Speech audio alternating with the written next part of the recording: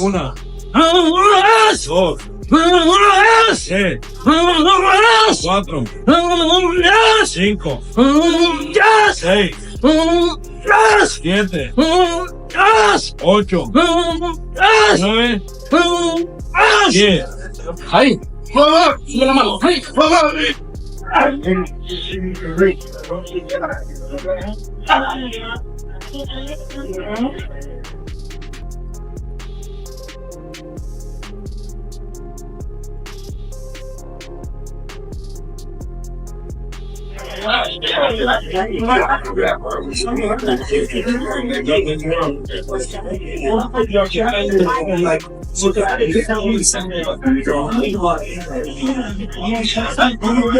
Prime Video just dropped episode 1 of a new series spotlighting Terence Crawford and Canelo Alvarez face-to-face as they gear up for their September showdown.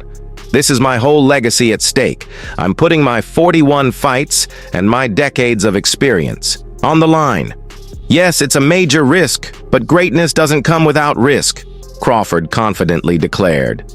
The last gamble I took worked out. I hope this one does too.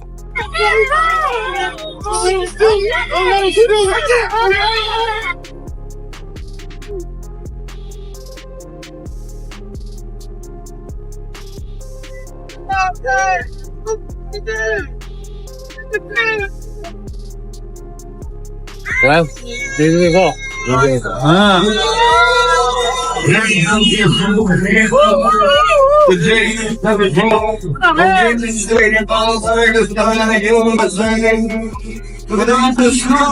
Two of boxing's most legendary names from this era, both ranked among the top 5 pound for pound and both likely first ballot Hall of Famers, will square off in a battle for undisputed supremacy. Each fighter brings serious challenges. For Canelo Alvarez, it's Crawford's elusive style, a style seemingly designed to dismantle him.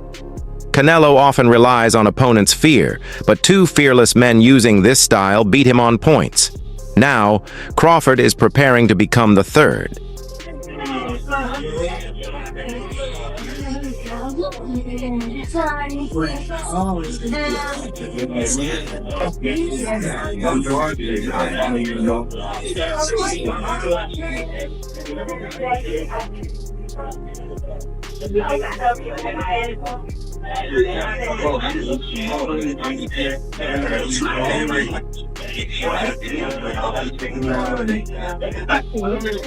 Balanceado. Ahí.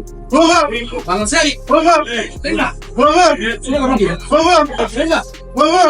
Venga. Venga. Eso. Igual bien. Una.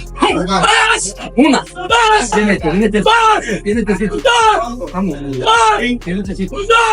Eso. Sí, vamos. Canelo fully understands what's ahead. I know Crawford moves a lot, but I'm ready. I want to beat him and remind the world who Canelo Alvarez is. But is there anyone left who truly doesn't know? The best anyone can do now is deny him. Maybe Canelo refers to critics like Oscar de la Hoya, whom he clearly aims to silence permanently with this performance in the ring. Canelo, obviously he walks on quicksand. We saw it against Skull once again.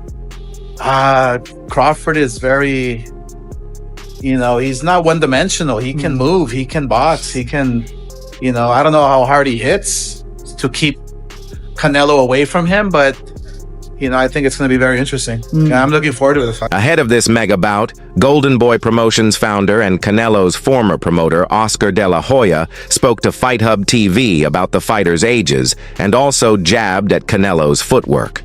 On September 13th, two elite champions will clash for super middleweight supremacy. This event promises a captivating build-up and an intense fight. Crawford hopes to become the first male boxer and only the second ever to win undisputed titles in 3 divisions. Meanwhile, Canelo continues his historic 4-fight Riyadh season deal, eyeing 2 more bouts in 2026. I want to get your thoughts. Canelo, Crawford, who wins and why? Well, look, I mean, I've been in this game for such a long time, and I like to say I'm a historian. There's never been a good little man that beats a good big man. It hasn't happened. I mean, the exception is maybe Pacquiao beating me, but When asked about Crawford Canelo and their age, De La Hoya said, "They're both over 35 now. I remember fighting Julio Cesar Chavez when he was 32. Odds were 99-1, and people still said he was done." The Golden Boy founder was then asked whether his view had changed following Canelo's lackluster win over William Skull. "Yeah, it's hard to say because Canelo, he walks like he's on quicksand. We saw that again versus Skull."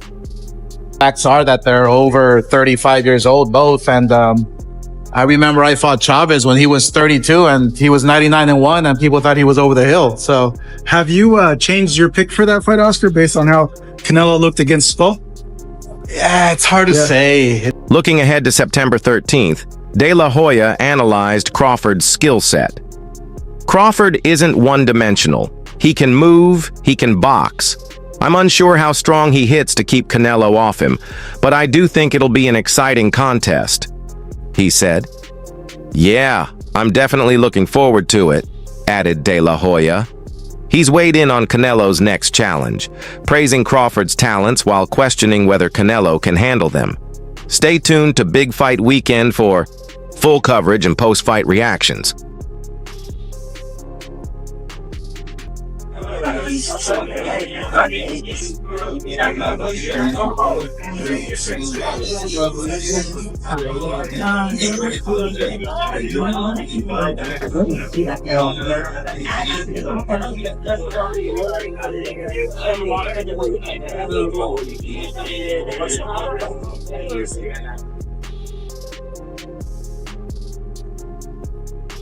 But Canelo's weight has sparked major concerns lately.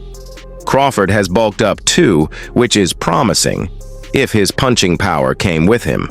Canelo hasn't had a knockout win in recent bouts, but that doesn't mean his power is gone.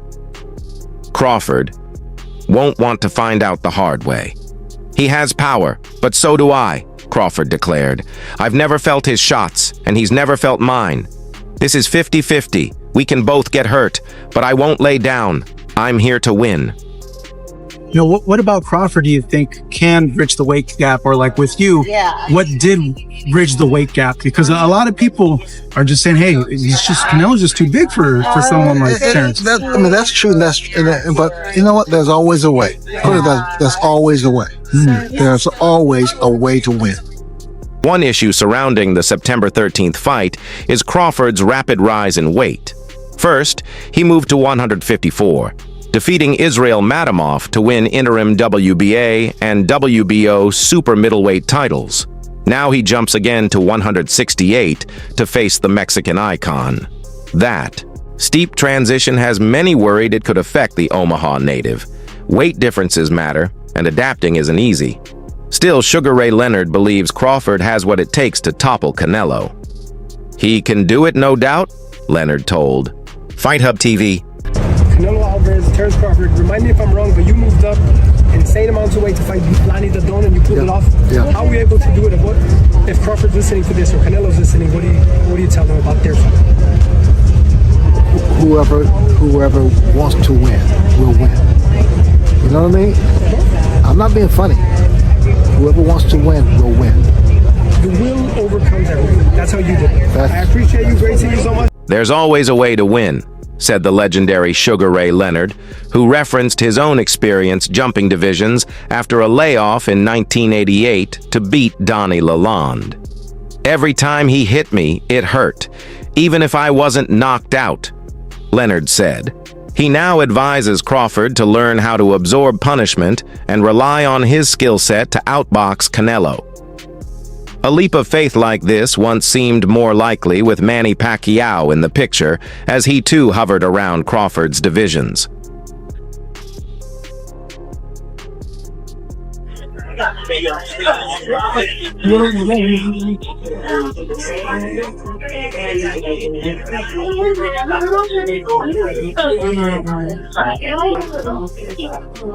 Vamos, papá. ¿Te gusta? Tu ídolo, pa. Su inspiración. Es una inspiración tuya. But the two never squared off in the ring, maybe for the best, since Pacquiao didn't look like his old self in his last few bouts. Meanwhile, Crawford continued climbing the ranks, beating elite contenders, collecting title belts, and preserving his unbeaten record. His status rose dramatically on the pound-for-pound charts. Now, Crawford's facing Canelo Alvarez in mid-September, a showdown destined to be the most lucrative payday of his boxing career and likely his biggest test to date inside the squared circle. Manny, what do you think about Canelo versus Crawford? Crawford's moving up like 20 pounds. What do you think? Good. Good for Canelo. Good for Canelo? No.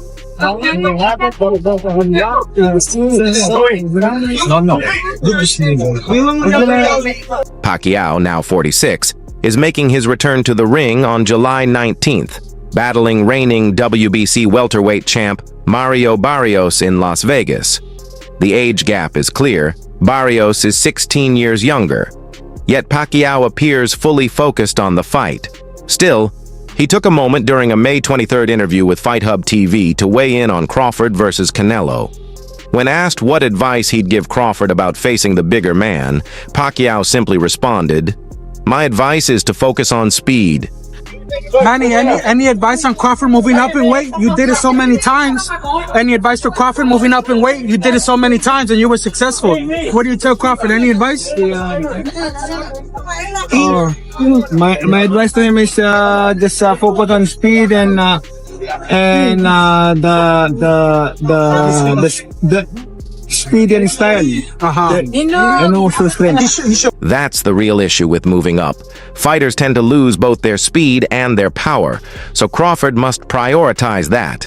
It's an interesting contrast compared to what Pacquiao himself likely needs to focus on for his fight. Most in the boxing community believe Pacquiao must rely on his power if he wants any chance of defeating Barrios, who will probably be faster and more agile than the aging Filipino icon. Speed and power both play roles, but strategy decides everything.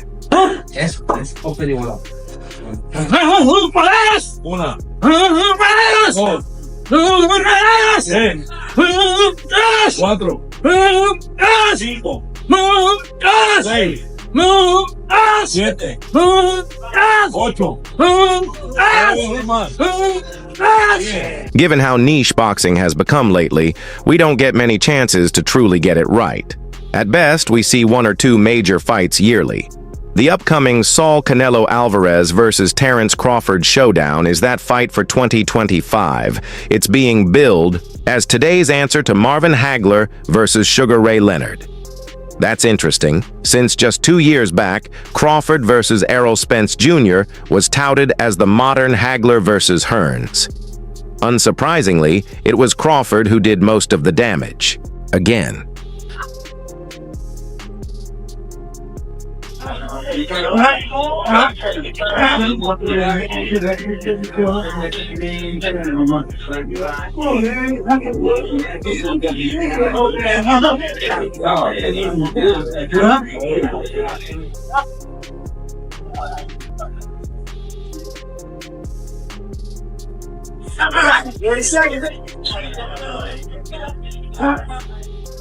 Earlier this month, it became official. Crawford would challenge Alvarez, the two-time undisputed super middleweight champ, on September 12th at Allegiant Stadium in Las Vegas, home of the Raiders and Dana White's TKO Boxing. That promotion was a joint effort between UFC's parent company TKO and Saudi Arabia's Turki Al Sheikh. September 12th, a Friday, seemed odd. White preferred it, since UFC 320 was set for September 13th in Guadalajara. But Al Sheikh didn't like that plan. He scrapped it, changed the location and moved the bout to September 13th. Canelo se va a Arabia la pelea. No. ¿Se movió de sede? No. Oye, se está manejando volver a hacer, no quedó en el estadio de los Raiders con los Raiders. En eso estamos todavía. Pero ahora sí que vamos a hacer que todo sea lo mejor para la pelea, porque la pelea va a ser así muy grande y tiene que la gente disfrutarla aquí a lo mejor. ¿Alguna sede? Las Vegas. Las Vegas. Las Vegas. Las Vegas, ok. No sale de Las Vegas. Con tu gente.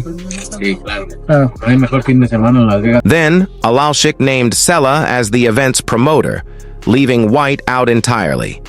Is their relationship now in trouble? Only time will tell.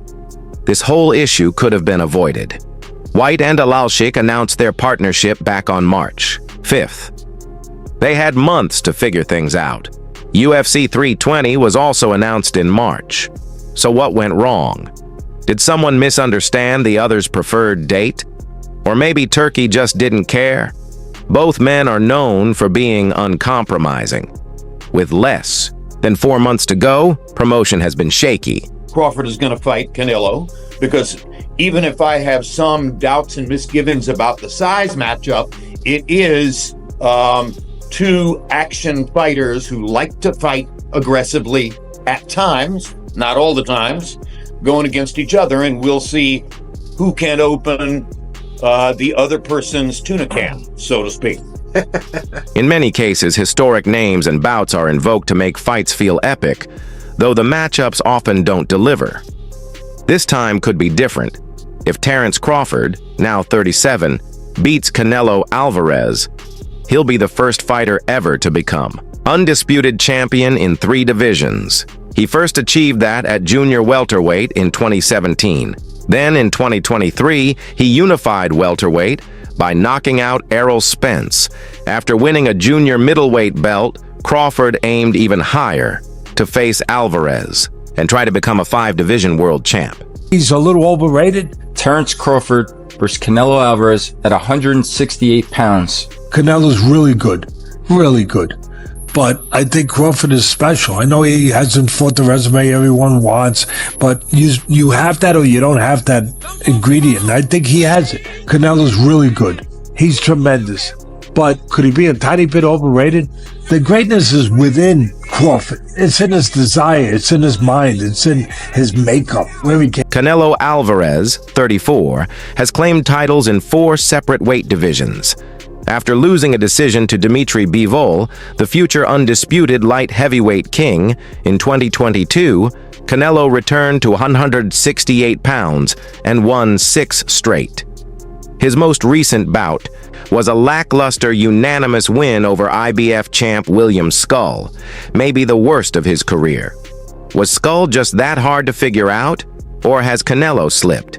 Has Crawford bitten off too much? Hopefully we'll find out once the final date and venue for Canelo Crawford are locked in.